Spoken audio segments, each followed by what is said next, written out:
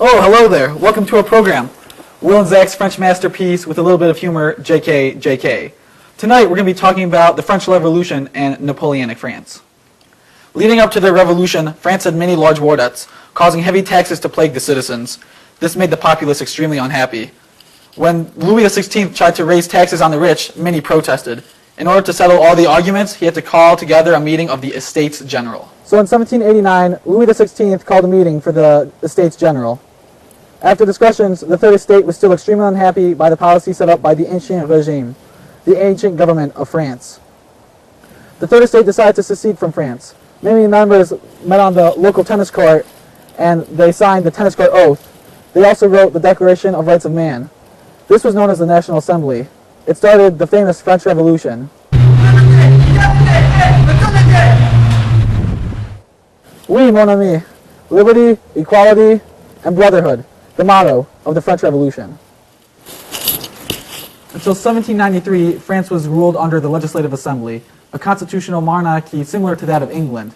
However, it was brought to an end by the introduction of universal white male suffrage and the murder of Louis XVI at the guillotine.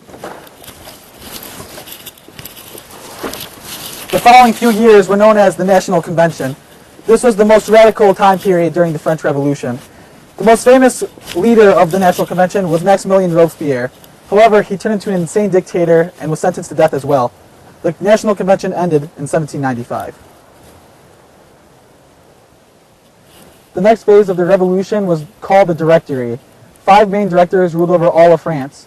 This government lasted until 1799 when one director claimed absolute power as consul for life.